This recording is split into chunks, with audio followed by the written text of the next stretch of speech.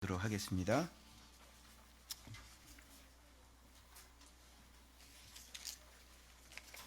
사도행전. 오늘 사도행전 우리 지금 강의하고 있는데 이제 사도행전도 이제 점점 끝나고요. 우리 사도행전 강해가 끝난 다음에는 이제 여호수아 강해가 시작될 겁니다. 기대해 주시고요. 여호수아도 땅을 차지하는 거죠. 이게 같은 맥락인데 어떻게 다른지 살펴보게 될 것이고, 오늘은 23장입니다. 사도행전 23장 1절부터 35절까지 우리 같이 보겠습니다. 우리 지난주에 했던 말씀 기억하시죠? 유대인의 열심과 바울의 연심. 그래서 사울이 어떻게 바울이 됐는지, 사울의 원래 눈이 빛을 보고 눈이 멀고 다시 눈을 뜨고 그래서 주의 종이 되는 이런 과정을 통해서 우리가 꼭 이 땅에서 참치 보여드렸는데 기억나시죠? 네, 큰 물고기 예수 그리스도가 우리는 이 땅에서 필요하고, 천국에서는 어떤 물고기가 귀한 재산이 된다 그랬어요? 작은 물고기. 그죠? 우리 그런 얘기를 지금 했고요. 오늘은 지금 결박돼서 지금 끌려가는 중에 그때 설교를 했고, 그래서 다시 이 천부장이가 글라우디오라는 사람인데요.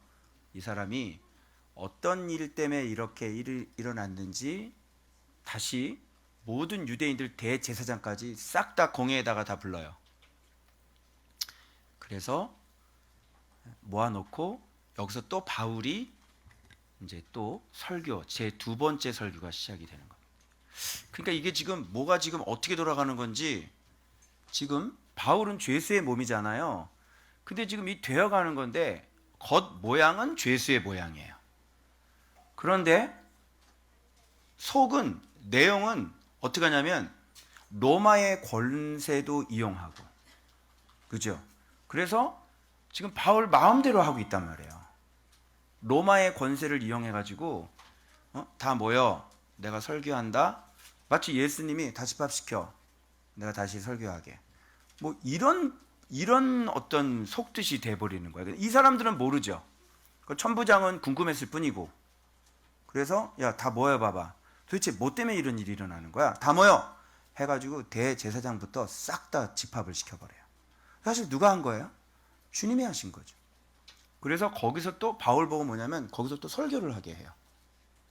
그러니까 겉모양은 죄수인데 지금 속의 내용은 여러분들이 눈치를 채셔야 되는데, 주께서 세계의 황제이신 주께서 로마 황제, 그때 당시에 가장 큰 로마의 권세를 이용해가지고 유대인도 전도를 하고 또 정치인도 전도를 하고, 그래서 계속 심장부로 들어가죠. 가이사에게 가이사. 지금 속뜻은 이런 식이 돼버리는 거예요. 알겠죠? 자, 그래서 오늘 이제 메시지를 좀 들어가야 되는데, 자, 이 그림을 한번 보십시오.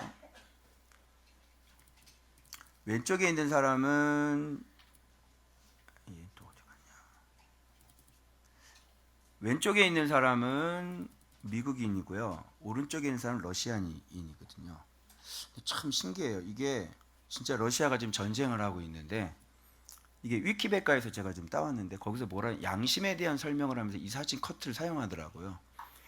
미국 사람들은 어떤 인식을 가지고 있냐면 여기서는 나는 자유로워, 누구도 나한테 주먹을 휘두를 수는 없어, 그죠? 이런 자의식을 가지고 있는 거죠.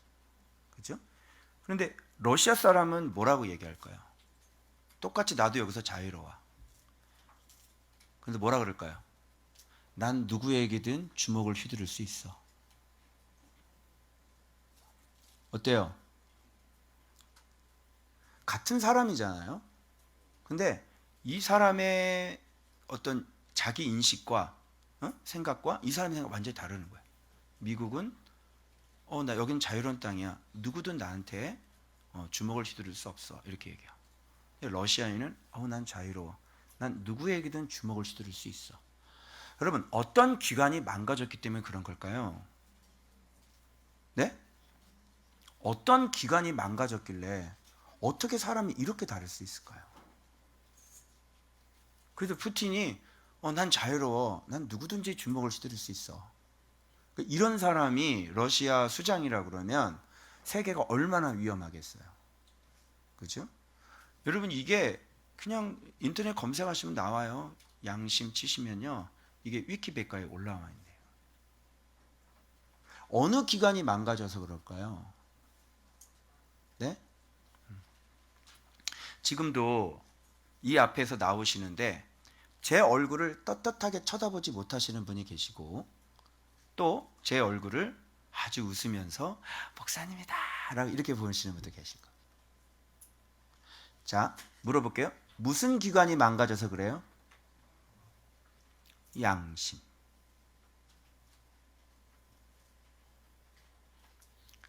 오늘 이런 얘기를 좀 여러분하고 지금 해야지 되겠고, 그러면 그렇게 하지 못하는 이 사람들의 마음 속에는 이 한 장면만 봐도 이들의 삶이 어떤 삶을 살 것인지는 불보듯 뻔하겠죠. 자, 이렇게 이 러시아인을 닮은 이런 사람들이 종교 지도자라면 어떻게 생각하세요? 그게 오늘 본문에 나오는 회칠한 담 대제사장입니다. 그죠? 이런 사람들이 교회의 지도자로 있고 교회 목사로 있는 거예요. 참 끔찍하지 않습니까? 자, 그러면 본문으로 돌아가서 지금 오늘 어떤 메시지를 지금 하고 계시는지, 그리고 우리는 오늘 어떤 신앙을 가지고 있어야 되는지 한번 살펴보도록 하겠습니다. 자, 이겁니다. 자, 이튿날 그래서 천부장은 유대인들이 무슨 일로 그를 고발하는지, 그래서 오늘 이 회칠한 담에 대한 특징들이 곳곳에 단어들이 한 7가지인가 툭툭툭 튀어나와요. 그리고 하나님 앞에 진짜 바른 사람들의 모습, 바울의 모습이 나오고요. 자, 여기서 고발이라는 단어 또 나왔죠. 그렇죠? 그래서 온 공회를 모아버렸어요. 그러니까 바울은 가만히 앉아 있어도 설교할 기회가 만들어지는 겁니다. 그래서 이 천부장이 다 집합시켜 해버리면 다 와야 되는 거예요. 유대인들이. 무슨 말인지 알겠죠? 그래서 지금 이 본문은 지금 바울이 로마까지로 가는 이 여정은 만왕의 왕께서 온 세계 황제 예수 그리스도께서 지금 자기가 권력을 준 로마의 권세를 가지고 어떻게 해요? 지금 이용해서 지금 자기 자신을 증언하는 그런 스토리들이 쫙 이야기들이 가이사야까지 가는 것들이 전개되어지는 거예요. 여러분, 이런 관점으로 보셔야 돼요. 그런데 겉 모양은 이들을 속여야 되니까, 속인다는 게 나쁜 의미가 아니잖아요. 이들이 눈치채지 못하게 그냥 죄수예요. 그냥 하나님의 지혜를 보세요. 그냥 죄수라니까. 죄수인데 계속 주님은 자기 자신을 증언하고 계시죠. 그죠? 그래서 여기 딱 들어가가지고 로마에 딱 들어가가지고요, 유대인들 다 집합시키고 여기다가 계속 부활의 주님을 계속 증언하고 있는 거예요. 그렇다면 로마의 권세를 누가 주셨겠어요? 주님이 주셨죠. 그러면 그때 당시에 로마를 그렇게 키우셨던 이유가 뭘겠어요? 그냥 그렇게 아수르 왕을 키웠고, 그죠? 그리고 우리 그런 거 많이 보잖아요. 로마를 그렇게 팍스 로마나 그렇게 놀랍게 아름답게 막 성장시킨 거, 그리고 막 전 세계 다 점령해가지고요, 전 세계 도로를 다 깔아버리는 그 이유가 뭐겠어요? 바로 주님이 그것을 사용해서 전 세계에 자기 자신을 확장시키려고 하는, 그 전 세계를 붙잡고 지금 운행하시는 주님의 지혜를 여러분도 확인하셔야 되는 거예요. 그거 아마 옛날에 사도행전 할 때 제가 말씀드렸었어요. 그죠? 기억나세요? 자, 그래서 바울을 데리고 그들 앞에 세웁니다. 다 집합시켜 놓고. 근데 바울은 가만히 있으면 되죠. 그래서 너희들 내가 설교를 해야 되겠어. 참 말 안 듣는 얘네들을 다 집합시켜. 그래서 대제사장까지 오는 거예요. 그래서 여러분 형제들아, 이렇게 여기서 바울이 공회를 주목하여 이르되, 여기서부터 이제 설교가 시작이 되는 겁니다. 여러분 형제들아, 오늘까지 나는 이거죠. 범사의 뭐를 따라? 양심을 따라. 이렇게 나옵니다. 양심. 이렇게 딱 양심을 따라 이렇게 했는데요. 여기서 바로 대제사장 아나니아가 바울 곁에 있는 사람에게 그 입을 치라 이렇게 명하라. 나는 범사의 양심을 따라. 근데 왜 그 입을 치라 그래? 그죠?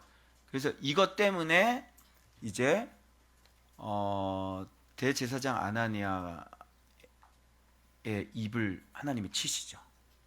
그래서 이 사람이 누군지, 대제사장 아나니아가 누군지 바울은 잘 모르는 상태에서 얘기하니까 바울은 대번 이 사람이 누군지 알았가 봐요. 하나님 알려주신 거예요. 그래서 바울이 이르되 회칠한 담이여 이렇게 나옵니다. 요게 대제사장의 영분별입니다. 회칠한 담. 회칠한 담이라는 것은 뭐냐면 이제 순례객들이 오고 6월절에 막 사람들이 오잖아요. 그러면 무덤 같은데 이런 거 밟으면 안 되잖아요. 만지면 안 되고. 그래서 여기는 무덤입니다라고 표시를 해야 되잖아요. 그리고 이렇게 손에 닿지 않도록 그 석회가루 이것들을 막 이렇게 칠해 놓는 거예요. 그게 바로 회칠한 담이죠.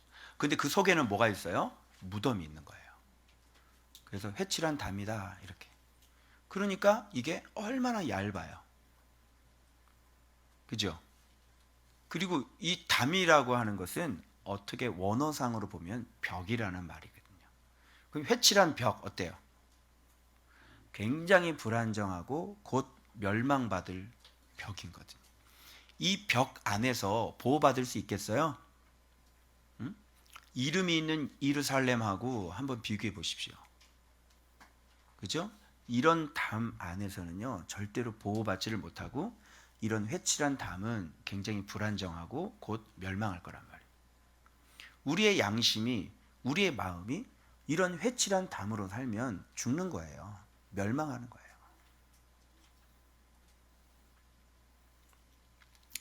자, 그래서 율법을 어기고 나를 치느냐 이게 회칠한 담은.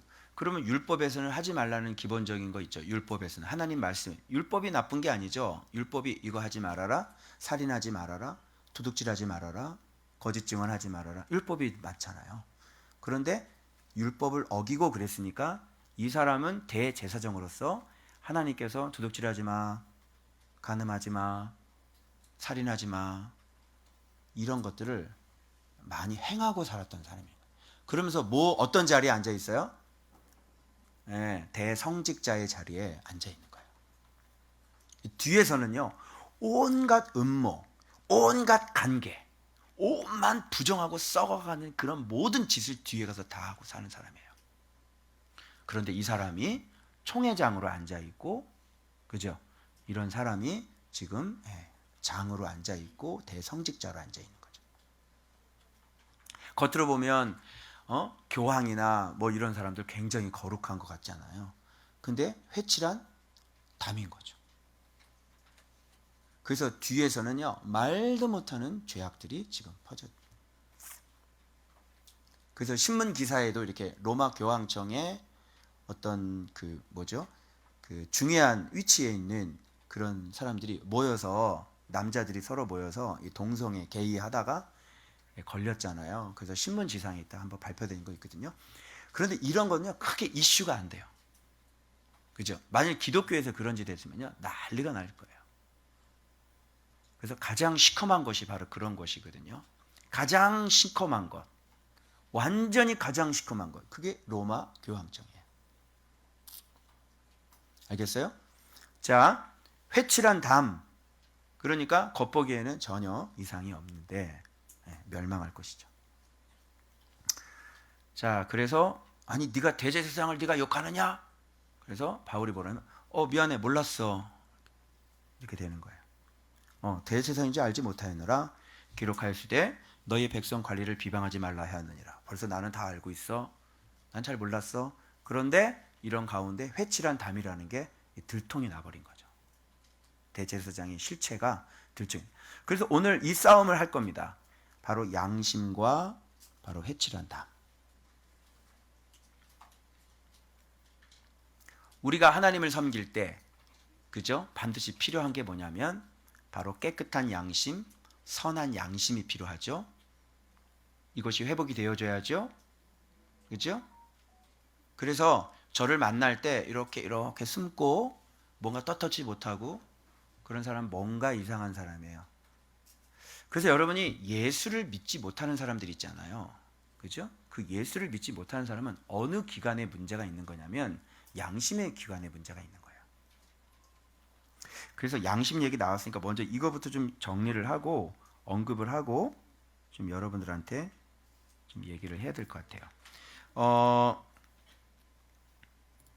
자, 이거를 이제 한번 보세요. 양심에 대해서 제가 좀 원어를 살펴보면서 제가 좀 연구를 했는데 제가 이제 원어 가지고 연구를 한 거예요. 그래서 여러분들이 이거 보고 또 성령님께서 가르쳐 주신 거하고 제가 비교 한번 해드릴게요. 일단은 기본적으로 우리가 알아야 될 게 뭐냐면 이 양심은 하나님에 대한 인간의 태도예요. 그래서 모든 사람들이 인간이라고 하는 모든 사람들이 하나님에 대한 태도를 가지고 있어요. 그런데 양심이 화인 맞거나 양심이 죽어버린 사람은 하나님에 대한 태도가 어떻게 되겠어요? 하나님을 욕하거나, 그죠? 하나님을 막 비방하거나 뭐 이런 상태가 되는 거죠.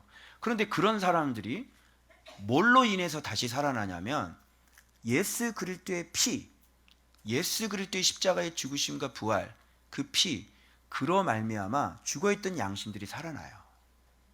그래서 여러분 왜 예수 안 믿다가 예수 믿고 난 다음에 저도 고등학교 때 이렇게 친구한테 예수 믿고 난 다음에 야 임마 이렇게 되는 거예요. 임마? 임마? 임마가 뭐야? 사람 막이야? 임마? 임마 소리 했다고 속에서 고등학교 때. 근데 너희들 입으로 자꾸 이렇게 뭐 입으로 막 이상한 말 나오고 그것이 마음의 양심에 걸리지가 않는 것은 지금 문제가 있는 거야. 근데 너희들이 그런 말을 할 때 자꾸 양심에 걸려? 아 이렇게 하면 안 되는데 이렇게 걸려? 찔려? 그 양심이 있기 때문에 그래. 예수 안 믿는 애들은 그게 찔릴까 안 찔릴까? 욕할 때 전혀 안 찔리지. 근데 너희들은 욕을 하게 되면 찔려? 양심이 살아있는 거지. 그래서 그런 걸 하지 말아야 되지. 말도 인간에 대한 태도예요. 그리고 말씀을 경청하는 것은 자기 자신을 이렇게 돌아보는 것이죠. 그래서 양심이 살아있는 사람들은요 하나님의 말씀에 대해서 경청을 해요. 그리고 자기 자신을 돌아보죠. 무슨 말인지 알아요? 그래서 양심이 살아있는 사람은 하나님 앞에 말씀을 듣고 뭐라 그러시는지 말씀을 듣고 자기 자신을 자꾸 돌아보게 돼요. 그리고 자아를 하나님의 거룩한 뜻에 조화를 시키려는 자발적 마음이에요. 그러니까 막 너 똑바로 해라 똑바로 해라 이게 아니라 하나님 앞에 나를 조화시켜야 되니까 내 안에서 자꾸 자발적으로 마음이 일어나는 거예요. 아 내가 이러면 안 돼. 내가 이러면 안 돼. 아 그래 내가 이렇게 잘못했지. 그러면서 이게 뭐가 나오냐면 뭐가 나와요? 자 뭐가 나와요? 그렇죠. 눈물이라는 게 나오는 거란 말이에요. 눈물 이게. 그래서 여러분이 눈물을 흘리잖아요. 눈물을 흘리는 것은 기쁨의 눈물도 양심이에요. 양심이 있기 때문에 막 기쁠 때도 막 눈물이 나고 양심이 있기 때문에 기뻐하는 것도 있고요. 그리고 슬플 때 또 눈물이 나는 거예요. 그래서 성령님이 얘기하시는 그 양심이라는 것을 뭐라고 말씀하시냐면 여러분 예수님께서 십자가에서 이렇게 못 박혀 돌아가실 때 하늘에서 뭐가 떨어지죠? 예수님이 십자가에 못 박혔을 때 하늘에서 이게 뭐가 하나가 영화에 보면 뭐가 하나가 떨어지잖아요. 패션 오브 크라이스트 보면 그게 양심이래요. 그래서 눈물은 기쁠 때 슬플 때 흘리는 마음의 양심이다. 눈물이 우리의 양심인 거예요. 그래서 사람이 양심이 있는 사람은, 근데 양심이 죽은 사람은 눈물 같은 거 나야 안 나요? 안 나죠. 그리고 굉장히 잔혹스럽고 아무 감정이 없고. 그래서 눈물을 흘릴 수 있다는 것은 양심이 있는 거예요. 알겠죠? 그리고 정말 양심이 살아있는 사람은 세상에서는 높은 사람이 오면, 굉장히 높은 왕이 오면 어떻게 해요? 이렇게 엎드리는 게 겸손이라고 생각하잖아요. 근데 주님은 그런 걸 원하지 않으시대요. 주님은 양심이 살아있는 걸 원하시죠. 그래서 하나님이 오실 때 어떻게 맞아야 돼요? 하나님이 오셨어요? 엎드려야겠어요? 아니면 두 팔을 벌려서 환영해야 되겠어요? 여러분은 어떠세요? 이렇게 엎드려요? 하나님은 엎드려? 제가 나타나면 아멘. 좀 이상해요. 저 보면 좀 이상한데? 목사님이다. 좀 이상한데? 제가 여러분 나타나면 저 집사님이다 이러면 좋겠어요? 한번 저도 그렇게 해볼까요? 여러분 나타나면 예 안녕하세요 그리고 싹 피하는 거예요. 뭐가 좀 이상한데. 왜 그러냐면 지금 양심이 바르지 못하기 때문에 자꾸 제가 힘들고 어렵고 피하고 무섭고 도망가. 그죠? 네, 그런 거예요. 잘 돌아보세요. 왜 떳떳하지 못하십니까? 그러면 이 양심이라는 것이 회복이 되려면 성경에 그것이 있을까? 양심이 어떻게 회복되지니까 찾아보니까 있더라고요. 자, 어느 말씀이냐면 히브리서 9장 14절에 보니까 이렇게 되어 있어요.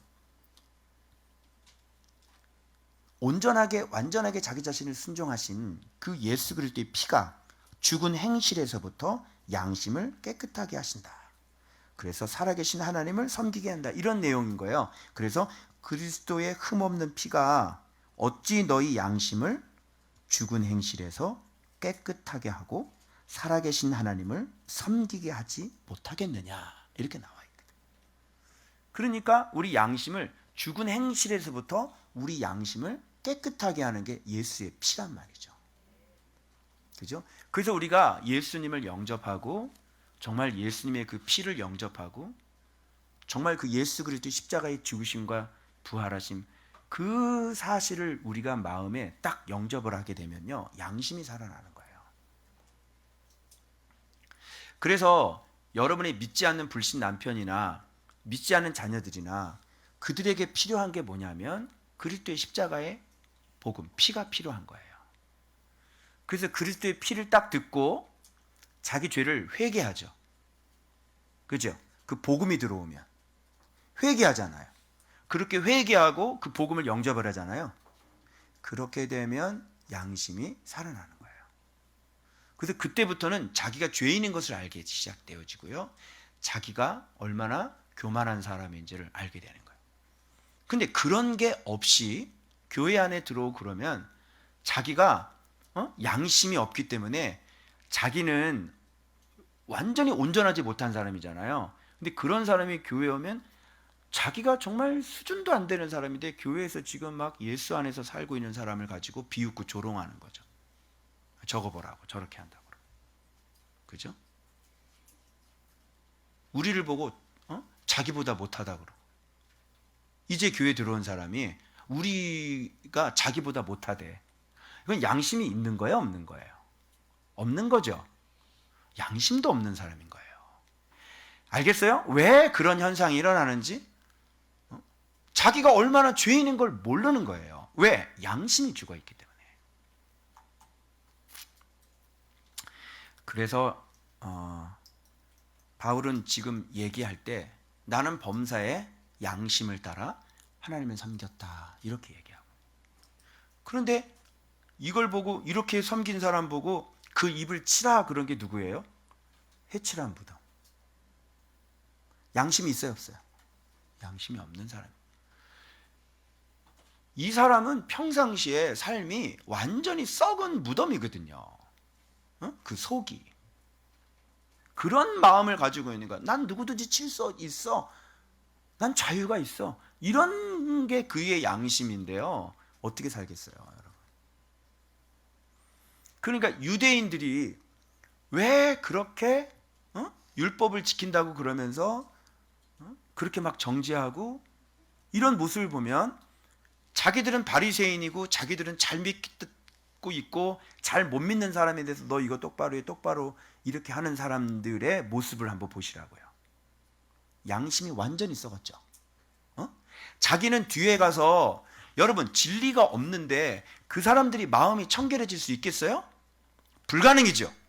그러면 진리가 없는 유대인들이 지금 남을 정죄하고 지금 남을 비판하고 그리고 뒤에 가서는 뭔가 못된 짓은 다 하고 살고 근데 남을 정죄하는 거예요.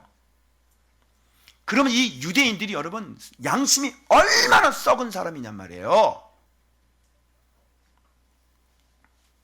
오직 우리를 다시 살리고 우리의 마음을 청결하게 하고 우리의 양심을 깨끗하게 하고 우리의 믿음을 거짓이 없는 믿음이 되게 해 주실 수 있는 분은 죽은 자리에서 우리를 살려주신 그 죽은 양심에서 우리를 살려주시는 부활의 주, 소망의 주 예수 그리스도밖에 없어요.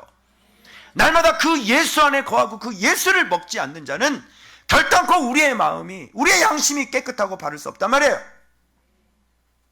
양심이 찔리지가 않아요.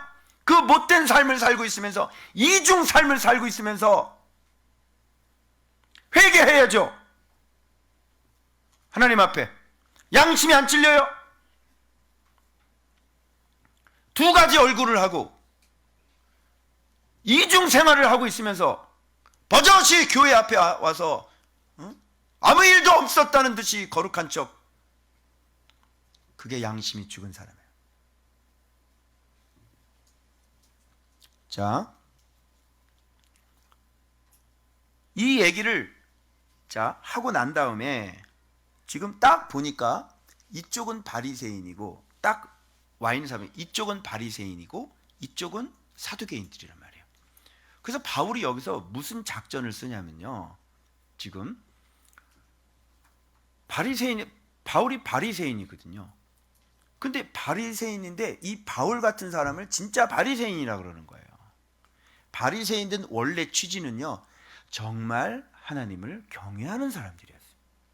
그래서 진짜 바리새인은 바울이 바리새인이야. 그래서 지금 얘기하는 게 뭐냐면 나는 바리새인이요 이렇게 얘기하는 겁니다. 그래서 진짜 바리새인이 되려면 하나님을 경외해서 하나님이 보내주신 그 아들 예수 그리스도를 영접해서 그죠? 부활의 소망을 갖고 있는 사람, 그죠? 예수를 믿는 사람, 하나님을 경외하고 예수를 믿는 사람, 그래서 죽음의 자리에서 다시 살아난 사람, 그죠? 그게 진짜 바리새인이죠. 그래서 바울은 내가 바리새인이야 이렇게 얘기해요. 그래서 여기에서 서로 지금 이 어떤 모양들이 나타나면 늘 얘네들은 하는 전문적인 일이 있어요. 그러니까 이 회칠한 무덤들의 아주 전문적인 스킬들, 아주 굉장히 눈 감고도 잘 할 수 있는 거 뭐예요? 다툼. 이제 7가지가 쭉 나오거든요. 얘네들의 그 마음, 회칠한 무덤들 속에 있는 마음들이 다툼. 그래서 어떻게 지금 이게 얘기냐면 난 바리새인이야. 나는 죽은 자의 소망, 그 부활로 말미암아 내가 신문을 받고 있어. 사실 맞는 거거든요. 지금 뭐를 증거하고 다니고 있는 거예요? 내일이 뭐예요? 내일이라는 게 너 내일을 로마에서도 증언해야 돼. 내일이라고 나와요. 여기 보면 나의 일을 증언한 것 같이. 나의 일이 뭐예요? 부활의 주예요. 그죠? 나를 믿는 자는 죽어도 살겠고 살아서 나를 믿는 자는 영원히 죽지 않아. 여러분 예수 믿으세요 이거거든요. 지금 이것 때문에 계속 다니고 있는 거거든요. 그 틀린 말이 아니에요. 자, 그래서 예수가 부활의 주야. 그 예수님 증언하고 다니는 거예요. 그랬더니 바리새인들도 부활을 믿거든요. 근데 사두개인들은 부활을 믿지 않거든요.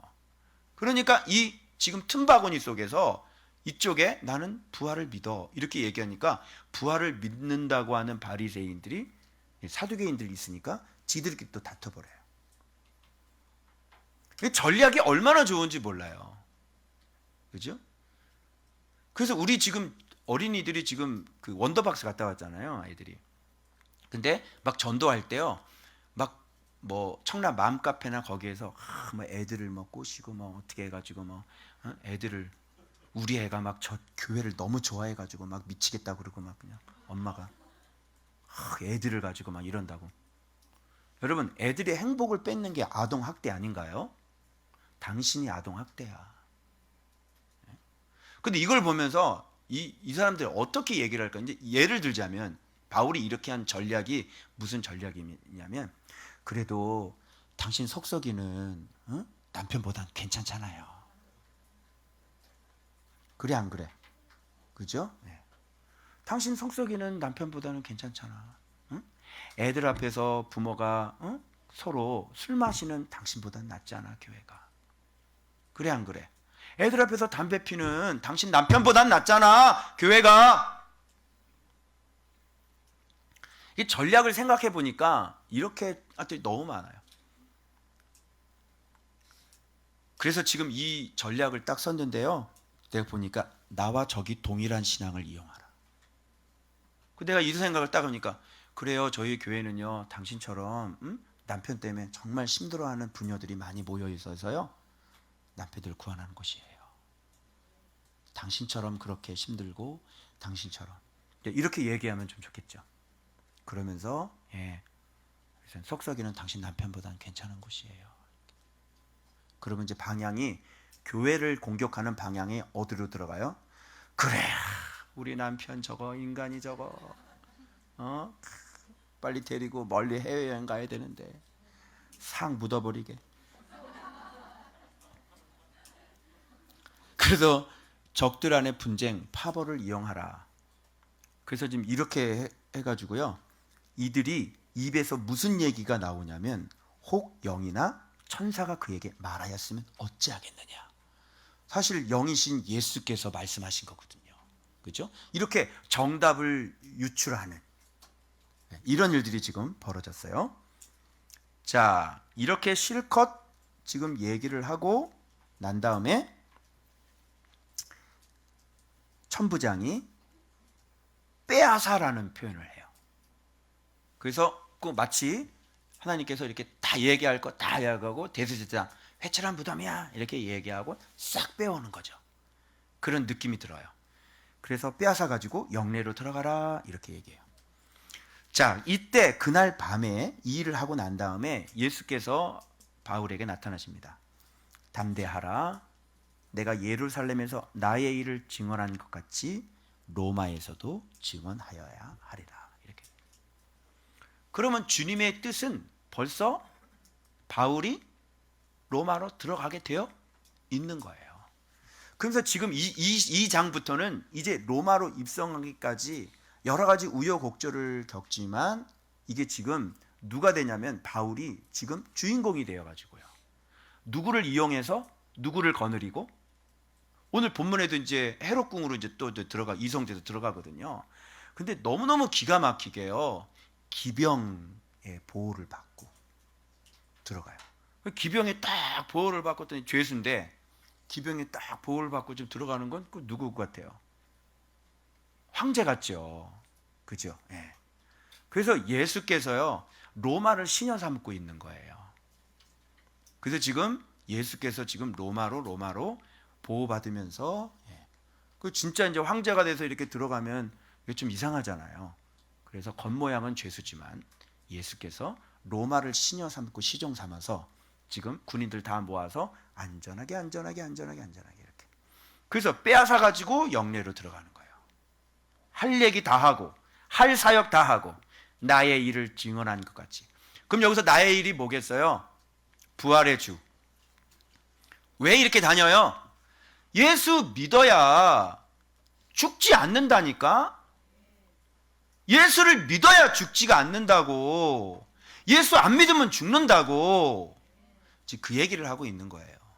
그래서 많은 사람들에게 이 예수님을 증언해야 많은 사람들이 그 사망에서, 죽음에서 심판받지 않고 예수 때문에 죽어도 살고 살아서 믿는 사람은 영원히 죽지 않고, 우리 기독교가 그래서 영생교라니까. 영생교. 조이성이 영생교가 아니라 우리가 영생교라고. 예수를 믿으면 영생한다고. 죽으면 지옥이 있고 죽으면 천국이 있다고. 그게 역사 속에 예수 그리스도가 하나님의 아들로 직접 내려오셔서, 그게 사복음서잖아. 응? 그 얘기를 지금 계속 증언하고 다니는 거예요. 양심이 살아있는 사람은요, 그 복음을 받아들여요. 자기 양심이 살아있는 사람은 그래, 내가 바르게 살아야지. 양심이 살아있는 사람은요, 그 복음을 받고 살아있는 사람은요, 내가 하나님 앞에 똑바로 살아야지. 인간이 이렇게 살면 안 되지. 바로 양심이 하나님의 양심인 사람들은 그것을 받아들여요. 그래서 양심이 살아나고요, 진리가 들어가면서 생명을 얻게 되어지고요, 이제 진리로 걸어갈 수 있게 되어지는 것이죠. 그래서 여기 앉아 계신 여러분들은 그 양심이 살아있기 때문에, 복음을 영접했기 때문에, 나 하나님 앞에 똑바로 살아야 돼. 그리고 똑바로 살지 못했을 때 양심이 찔리죠. 교회에 안 오고 주일날 골프 치러 가는데 양심이 찔림이 없는 사람들은요, 구원 못 받은 사람이에요. 주일날 어디 놀러 가는데 양심이 찔리지가 않아. 그게 어떻게 양심이 살아있는 사람이야? 그거는 예수 그리스도를 다시, 영접 기도를 다시 받으셔야 되는 사람. 자, 그 다음 한번 또 넘어가 보도록 하겠습니다.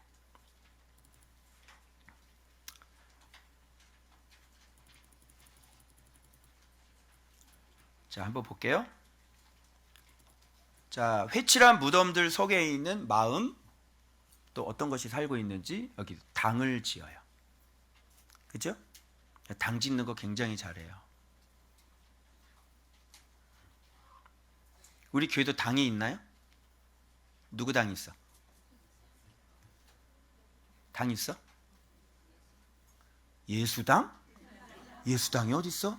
공산당이냐? 예수당이 어디 있어? 당을 많이 짓는 거야. 무슨 뭐 해연당, 현자당 있어 없어? 지혜당, 에이레네당 뭐 있어요? 있어 없어요? 얘네들 특징은요, 당을 잘 지어요. 그리고 여기 또 단어 나오죠? 이런 것들은 다 회칠한 무덤 속에 살고 있는 마음의 상태들을 얘기해 주는 거예요. 죽이기 전에는 내가 먹지 않겠다, 마시지도 않겠다, 반드시 죽여버릴 거야. 요게 회칠한 무덤들 속에 있는 거예요. 저 사람 반드시 내가 죽여버릴 거야. 저 사람하고는 내가 절대로 내가 상종을 하지 않을 거야. 이런 거. 이거 바리새인들하고 너무 똑같죠. 그래서 바리새인들은 죄인들, 저거 죄인들이야, 가까이 상종하지 못해. 그리고 당을 잘 지어.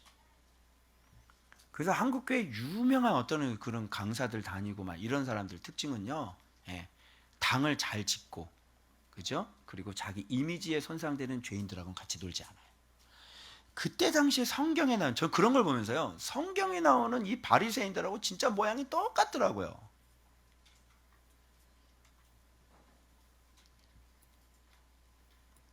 그러니까 무서운 거죠, 죄인들하고 같이. 그래서 여기 40명이 나오는데요, 숫자도 기가 막히지 않아요? 죽을 사 40명. 그런데 참 곤란한 문제가 얘네들에게 생길 거예요. 자, 바울을 죽이기 전에는 아무것도 먹지 않기로 굳게 맹세했죠? 지금 바울 안에 계신 분이 예수님이잖아요. 예수를 죽이기 전에는 내가 먹지 않겠다 그랬어요. 자, 그런데 이게 어떻게 됐냐면, 이제 공모를 해요. 관계를 꾸며요. 그래서 그의 사실을 더 자세히 물어보려는 척하면서 공예와 함께 천부장에게 청하여, 그러니까 제가 지금 그걸 대해서 지금 너무 궁금한데요, 그러면서 좀 자세히 좀 알려고 하는데 이 문제를 이렇게 좀 자세히 좀 알려고 합니다. 그래서 이게 오해가 있으면 서로 오해를 풀고, 그죠? 우리가 이렇게 쓸데없는 일에 이렇게 좀 피해를 드리고 에너지를 낭비시키고, 우리 천부장님 이렇게 수고 많이 하시는데 그래서 이걸 조금 더 자세히 해서 이 문제를 좀 이렇게 좀 풀어보려고 하는 것입니다. 그래서 글을 공에 한 번만 더 좀 이렇게 보내주시면 감사하겠습니다. 이렇게 얘기하는 거예요. 그래서 회칠한 무덤 속에 있는 특징 가운데 또 하나가 나오면 척이에요. 척! 척!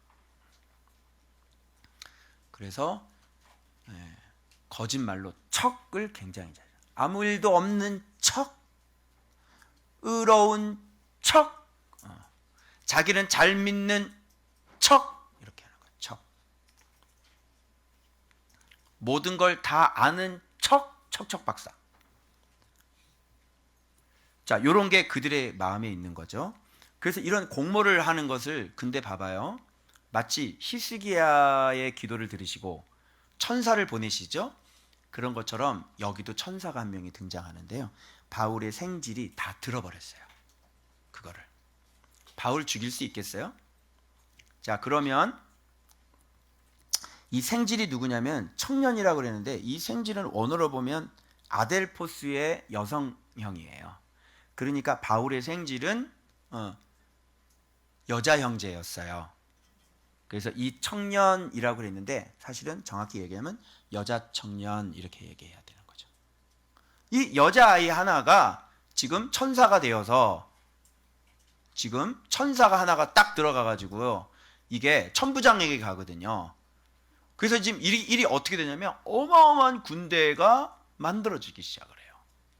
그래서 천부장에게 보내요. 백부장 부탁해가지고 할 말이 있다고 합니다. 그러니까 얘기해봐라. 그래서 천부장이 그의 손을 잡고 물러가서 조용히 묻되, 일로 와봐, 일로 와봐. 왜 그래? 무슨 일이야? 돈 받을 줄 알았는데? 일로 와봐. 그래서 유대인들의 공모하기를요, 당신 척하면서요 내려오기를 당신께 청하고요, 그 청함을 딱 들을 때 내릴 때 죽여버리려고 그래요. 절대로 그거 따르지 마십시오. 바울을 죽이기 전에는 먹지 않고 마시지도 않기로 맹세한 자가 40여 명이나 죽이려고 숨어서 다 준비하고 당신의 허락만을 기다리고 있나이다, 이렇게 얘기하죠. 이에 천부장이 경계에서 내게 알렸다고 아무도 얘기하지 마, 알았지? 그럼 조용히 돌아가, 이렇게. 그래서 아무것도 모르고요, 물 밑에서 지금 천사가 지금 일을 지금 다 하고 있는 거예요. 그래서 그 밤에 가이사랴까지 갈 수 있는 백부장 둘을 불러가지고 보병 200명, 기병 몇 명? 70명, 창병 200명. 이렇게 해서 470명의 군사가 바울 때문에 만들어져요. 놀랍지 않나요? 그죠? 네. 그래서 무사히, 이런 말이 나와요. 무사히 보내려고 짐승까지 다 준비하고. 이 사람 천부장 이름이 나오죠? 클라우디오 루시아입니다. 그래서 편지를 벨릭스 총독에게 써서 보내면서 막 잡혀 죽게 된 것을 막 군대를 거느리고 가서 내가 구원했습니다, 이런 편지를. 이런 표현들이 지금 다 하나님께서, 지금 예수께서 바울을 어떻게 보호하고 어떻게 지키고 있는 반증이 지금 되는 거예요. 이 사람은 자기에게 공치사를 했지만 사실 이것은 진실이었죠. 그래서 율법 문제뿐이고요, 죽을 일을 결박할 거나 죽이거나 사유가 없음을 발견했습니다, 이렇게. 죄가 없음을. 그래서 그들의 간계, 여기 나오죠. 회칠한 무덤 속에 있는 또 마음, 뭐야? 간계. 양심 없는 사람들의 모양이에요. 간계. 뭔가 일을 꾸민다. 뭔가 기독교 안에서 목사들끼리 뭔가를 모여서 서로 입을 맞추고 뭔가 일을 꾸민다. 요거는 회칠한 무덤이라고 보시면 틀림이 없는 거예요. 정치를 한다. 회칠한 무덤인 거죠. 간계. 알겠어요? 네. 그래서 같이 모여서 뭔가를 막 뭘 꾸미는 거예요. 나쁜 일들을. 서로 모일 때. 우리는 서로 리더들이 모이면 무슨 일이에요, 여러분들은? 뭐 때문에 모여요, 리더들? 뭐 때문에? 어떻게 하면 저 새끼 죽여버릴까? 간계. 그러면 우리 리더들이 주로 모일 때는요. 예. 왜 모이면 목사님 어떻게 뭘 해드릴까 이렇게 해서 모이고요. 목사님 저 피곤한데 저 어떻게 하면 좋냐 이렇게 해서 모이고요. 그죠? 그게 우리 교회 리더들이에요. 그리고 또 여기 또 고발 이런 얘기 또 나오죠. 그래서 관계가 있다고 누가 내게 알려주기로 곧 당신께로 보내며 또 고발하는 사람들도 당신 앞에서 그에 대하여 말하라 하였나이다. 그래서 이제 바울을 이제 어디로 넣냐? 좀 높은 곳으로 올라갑니다. 천부장에서 어디로 올라가죠? 총독으로 올라가고요. 나중에는 이제 황제까지 이제 올라가는 거예요. 그죠? 자, 그래서 이런 일들이 지금 계속 벌어지는 거예요. 자, 근데 이제 문제가 생겼습니다. 자, 이렇게 바울은 안 죽죠. 자, 그러면 아까 바울을 죽이기 전에는 먹지도 마시지도 않겠다고 맹세한 이 사람들은 어떻게 하면 좋죠? 굶어 죽어야 되는 거예요. 그죠? 이 사람들 죽었을까 안 죽었을까요? 안 죽었겠죠. 처먹었을까 안 처먹었을까? 잘 처먹었겠죠. 왜? 양심이 화인 맞았으니까. 하나님 앞에 맹세한 거 지킬까 안 지킬까요? 안 지키죠. 그래서 바울을 죽이려면 누가 죽어요? 하나님을 죽이려면 누가 죽어요? 당신이 죽는 거예요. 히스기야를 죽이려고 그러면 누가 죽어요? 당신이 죽는 거예요. 그죠? 예. 그래서 지금 히스기야도 사내립이 쳐들어와 가지고 여러분 배웠죠? 하나님하고 하나님의 종을 비방을 하는 거거든요. 그래서 하나님 믿지 마, 주의 종 믿지 마 이거거든요. 내용은. 그죠? 속지 마 뭐 이거거든요.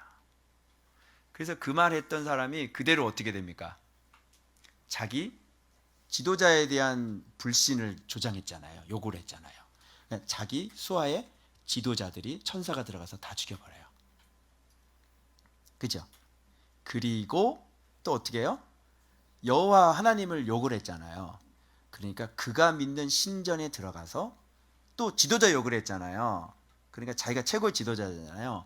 누구한테 죽냐면 차기 지도자, 자기 몸에서 난 차기 지도자 아들에게 죽는 거예요. 어디서 죽어야 돼요? 신을 욕했기 때문에 그의 신전에 들어가서 죽어요. 하나님을 죽이고 하나님을 욕하고 주의 종을 비방하는 사람은 하나님께서 지혜를 이렇게 해서 이렇게 그냥 아무 데서나 죽으면 안 돼. 반드시 신전에서 죽어야 되고 죽을 때도 그냥 죽으면 안 돼. 누구한테 죽어야 되냐면 아무한테도 죽으면 안 된단 말이야. 차기 지도자. 차기 지도자는 이제 누구예요?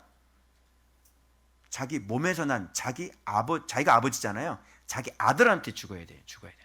왜 그러냐면 히스기야는 그 백성의 아버지였거든요. 아버지를 배반하라고 그랬잖아요. 그러니까 자기가 누구한테 죽어야 되냐면 자기 아들한테 죽어야 되는 거예요. 무슨 말인지 알아요? 그래서 하나님은 이렇게 하나님을 비방하고 주의 종을 비방하는 사람들을 이렇게 정확하게 갚아버리시죠. 그래서 이 사람들도요, 이렇게 먹지도 않고 마시지도 않겠다고 이렇게 했는데 안 죽잖아요. 죽어야 되는 거예요. 이미 죽은 사람인 거예요. 하나님 천사 하나 딱 보내가지고요, 지휘자들 다 죽여버리죠. 그래서 이 생질 하나가 나타나서요, 그냥 싹 다 얘기해서요, 군대를 다 모아버리고요, 안전하게 빼내요. 그러니까 먹지도 않고 마시지도 않겠다고 했잖아. 그 죽어야지. 다 죽은 거예요, 사실은. 그죠? 이런 일들이 지금 벌어지는 거죠. 자, 그 다음 또 한번 볼게요. 그래서 자, 이거 한번 봐봐요. 지금까지 그럼 나타났던 회칠한 담 속에 있는 어떤 모습들이에요. 그래서 당을 짓죠. 이런 사람들 당을 지어요. 그래서 만나는 사람만 만나고 서로 이렇게 당을 줘. 그래서 자기끼리끼리 모이는 거예요. 교회가 이런 거 굉장히 많거든요. 우리 교회도 당이 있어요. 당. 그 사람은 죽을 거예요. 그런 사람은 우리 교회 가족이 될 수 없어요. 그래서 뭐 첫 번째 용사하고 두 번째 용사하고 당이 있죠? 당 있어요? 첫 번째 용사가 싫어? 두 번째들, 첫 번째들이 싫어? 그게 당이야, 당. 알았니? 네 마음속에 있는 당. 그럼 갖다 버려. 안 그러면 네가 죽는다. 여기서 떨어져 나가. 무슨 첫 번째하고 두 번째하고 당이 있어. 응? 조심해, 경고한다. 그 다음에 두 번째, 죽이기 전에는 그렇게 미워하고요. 그렇게 마음속에 시기하고요. 그렇게 마음속에. 그러니까 당을 지으면 당연히 시기하는 마음이 생기겠지. 그 왜 그래? 왜 당을 지어? 시기하는 마음 때문에.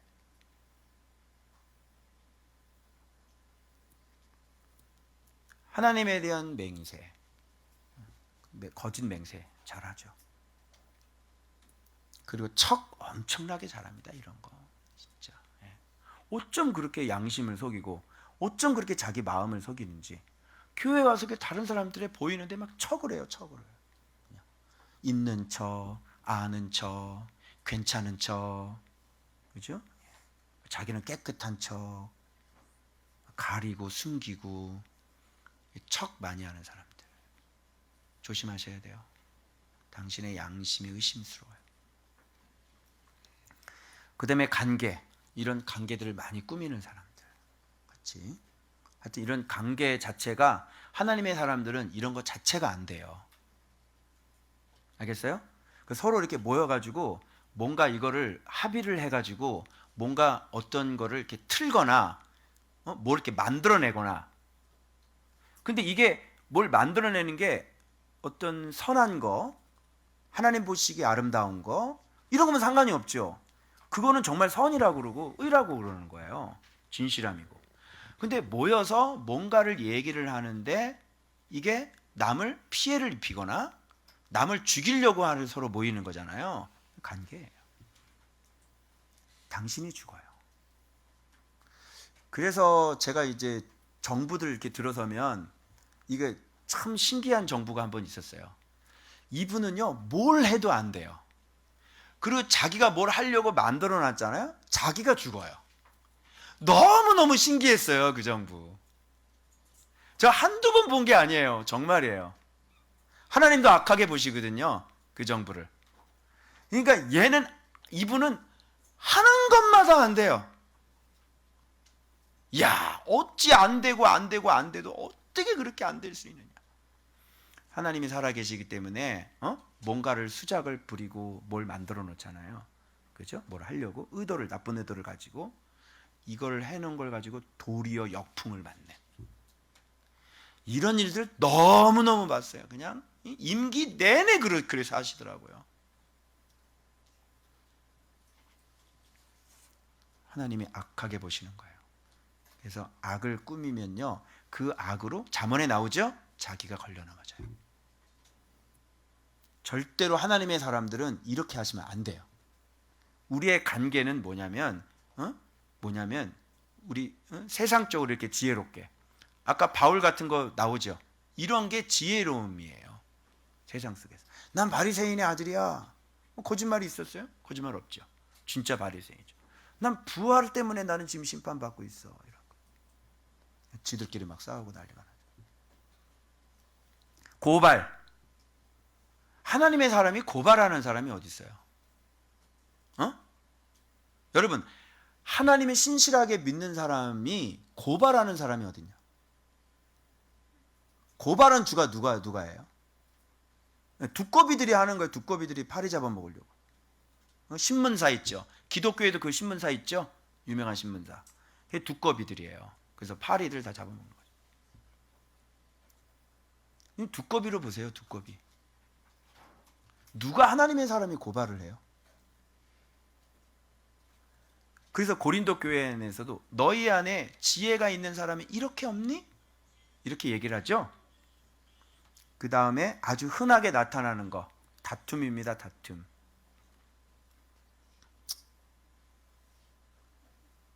그래서 이 다툼 같은 거 보면요, 그 마음이 하나도 안 만들어져 있다는 것을 알 수가 있어요. 다투시나요? 부부끼리도 마찬가지예요. 말씀을 처음 묵상하기 시작할 때는 다툴 수 있어요.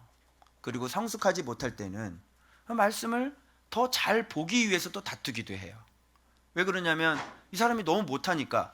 마음은 익지 않았지, 그런데 옳은 것은 알지.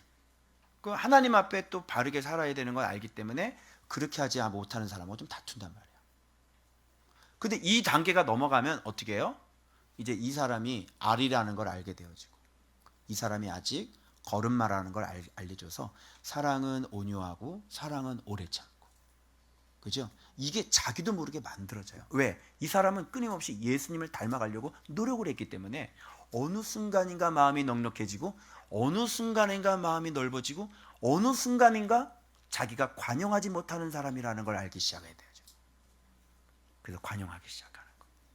그 저도 그랬어요. 저도 아니 왜 우리 가족들한테 왜 기도를 안 하니? 기도를 해야지. 왜 말씀 묵상을 해야지. 막 이래가지고 막 소리 지르고 막 그렇게 하다가도 어느 순간인가 내가 마음속에 참 진짜 나는 관용이 없는 사람이구나. 그래서 여러 번 관용해주고 기다려주고 또 참아주고. 그렇다고 말씀을 안 가르치는 예배 시간에 또 말씀을 가르치고. 좀 기다려주는 거예요. 기다려주니까요 오히려 더 잘 바뀌어요.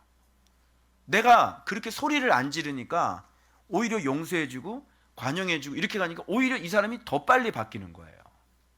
놀랍지 않나요? 그렇게 가는 거예요. 그러면서 말 한마디를 할 때도 권위가 생기고요. 말 한마디 할 때 듣더라고요. 그런데 신경질과 신경질이 부딪히면 듣겠어요? 안 듣죠. 그래서 이렇게 다툼이라는 게 점점 없어지는 게 맞아요. 자, 그래서 결론은 어떻게 되느냐? 빨리 끝내야지. 자, 이렇게 되는 겁니다. 보병이 명을 받은 대로 밤에 바울을 데리고 안디바드리에 이르러 이튿날 기병으로 바울을 호송해요. 언제 이런 호강 누려봐?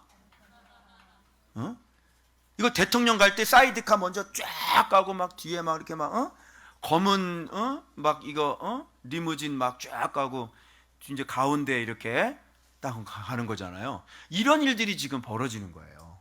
기병으로 호송하고 영내로 돌아가니라. 그래서 총독 만나고요.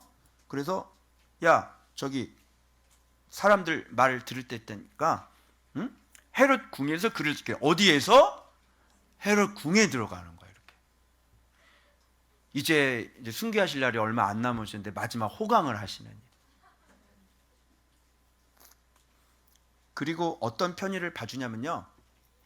만나는 사람 다 자유를 주고 만나는 사람 다 만나게 해. 이렇게. 그러니까 이게 죄수도 아닌 거예요. 거기 안에서. 그러면서 그 안에서 또 복음 전에서요. 이 로마에 점점 어떻게 돼요? 지금 맨 바깥에서부터 뭐가 돼가지고 도마뱀이 돼가지고 조그만 도마뱀이 돼가지고 지금 싹 들어가가지고요. 어떻게? 예수 바이러스. 그죠? 이 사람들이 나중에 뭐라 그러냐면 나사렛 이단의 우두머리 이렇게. 그죠? 그 바이러스를 예수 바이러스를 지금 축축축축축 지금 다 뿌려가고 있는 거예요. 그래서 심장부로 작은 도마뱀이 돼서 심장부로. 그래서 네가 가이사에게 풀려났을 뻔하였더라. 그러나 네가 가이사에게 상소하지 아니하였으면 풀려났을 뻔하였는데, 그러나 가이사에게 상소했으니까 가이사에게 가야 되겠다. 심장부로 이렇게 가게 되었죠. 이게 하나님의 일이에요. 자, 여러분, 예수 믿는 사람 죽어요, 안 죽어요? 안 죽어요. 자, 바울 보시죠. 이거를 하나님의 지혜라고 그러는 거예요. 나를 믿는 자는 지금 부활의 주님을 증언하러 다니는 사람인데 죽겠어요? 이제 좀 지나면요, 멜리데 섬 아시죠? 막 풍랑 만나가지고 막 거기 선장이 바뀌어서 선장이 또 바울이 선장이 돼요. 죽어요, 안 죽어요? 안 죽어요. 부활의 주를 증언하는 부활의 종이 죽겠냐고요? 안 죽어요. 오히려 바울을 죽이려고 했던 사람들이 죽어요. 그래서 우리 주님은 믿으면 죽어도 살겠고, 그래서 이번 주 우리 그 파워하우스 말씀 배웠죠? 그래서 죽어도 살겠고는 부활 때 있는 게 아니라 그랬죠? 그 현장 마리아 마르다에게 하신 말씀은 죽어도 살겠고는 그 현장에서 죽은 사람을 끄집어내잖아요. 그런 개념으로 얘기했는데 우리가 믿을 수 있는 일반적인 부활론으로 내려놨잖아요. 네, 마리아가 그래요. 마르다가 그래요. 네, 부활 때 살겠습니다. 아니, 나를 믿으면 영광을 보리라 하지 않았느냐? 그래서 지금 현재 살려버려요. 그게 정확한 그 본문의 의도예요. 근데 이거를 우리는 부활절 때 쓰고 있죠. 부활절 때 그 본문을 쓰시려면 여러분 지금 무덤으로 갑시다 이렇게 하셔야 돼요. 무덤 다 파세요 이렇게 하셔야 돼요. 그 본문을 쓰시려면 부활절 때.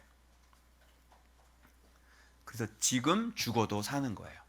그리고 지금 산 사람은 영원히 죽지 않는다고 얘기해야지 돼요. 그 본문은. 맞죠? 그래서 여러분, 우리가 이 부활의 주님을 믿고 있어요. 우리는 죽지 않아요. 여기 죽어있는 사람 계십니까? 반드시 살아나요. 어떤 형편과 사정이 있든지 반드시 그 사람 살아나는 거예요. 그러려면 여러분 뭐가 회복되어야 돼요? 우리 믿음이 회복되어야 되고, 믿음이 회복되려면 진리가 들어와야 되고, 진리가 들어오기 전에 복음이 들어와야 되고, 복음이 들어와서 뭐가 살아나야 돼? 우리의 죽어있는 양심이 살아나야 되는 거예요. 양심이 살아나서 그 예수 그리스도의 십자가의 피를 믿으라니까. 예수께서 나 때문에 죽으셨잖아요. 우리 인간이 똑바로 살아야 되잖아요. 근데 왜 예수를 이렇게 믿으면서도 왜 이렇게 양심을 속이면서 살아요? 늘 숨고 늘 피해 다니고. 왜? 진리가 아니니까. 회개를 하라고 해도 회개를 하지 않고. 회개도 똑바로 해야 될 거 아닙니까? 회개도. 네? 내가 뭐 어떻게 살았는지 내 양심이 나를 증언하지 않아요? 왜 회개도 제대로 못하는 거야? 내가 지금 살아나야 되고, 그러려면 주님 앞에 내가 회개해서 내가 그렇게 살지 못했으니 하나님이 나를 치시는 거고, 하나님이 너를 치시리로다. 여러분 므낫세 보십시오. 므낫세가 그렇게 온갖 다시 히스기야가 만들어 다 망가뜨려 놓죠. 그가 좋아했던 게 뭐예요? 사술, 요술, 점치는 거. 그리고 신접한 자 박수 신임하고요. 그런 죄를 짓고 이 사람은 자기가 포로로 끌려가고 죽게 되었을 때 양심이 살아났어요. 그리고 하나님 앞에 겸손했어요. 그리고 다시 하나님께로 돌아온단 말이에요. 진짜 이 사람은 돌아왔어요. 왜냐하면 하나님의 그를 왕위를 다시 회복시켜 줬으니까. 그러니까 12세에 왕이 돼가지고요, 55년인가요? 50 몇 년을 왕으로 통치를 할 수 있었던 거예요. 그 양심이 살아나고, 그 하나님 앞에 내가 어떤 사람인지를 정직하게 나를 돌아보고, 그래서 하나님 앞에 겸손하게 엎드렸단 말이에요. 그러면 죽을 자리에서 다시 살아난다고.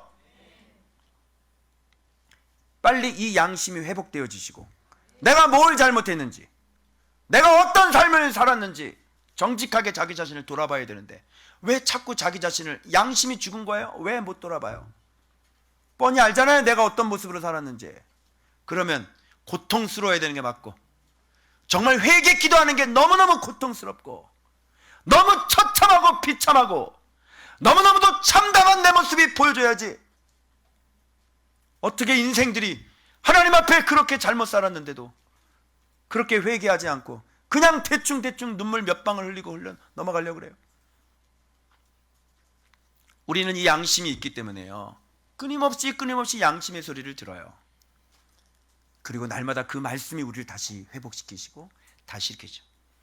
그래서 이 양심이 회복되고요, 이 믿음이 회복되는 사람은 하나님 앞에 나올 때, 하나님이 오실 때 어떻게 맞아들여요? 두 팔 벌려 말해요. 하나님이다 이렇게. 왜? 양심이 회개가 됐으니까. 왜? 양심에 꺼리낌이 없으니까. 그게 바울이 오늘 얘기했던 내가 범사의 양심에 꺼리낌이 없이 하나님을 섬겼노라 이 얘기예요. 숨는 건, 엎드리는 건 거짓된 거예요. 양심이 여러분 꼭 회복되시길 바랍니다. 그리스도의 피가 우리의 죽은 행실에서 우리 양심을 깨끗하게 하셔서 살아계신 하나님을 섬기게 하시게 될 줄로 믿습니다. 기도하겠습니다.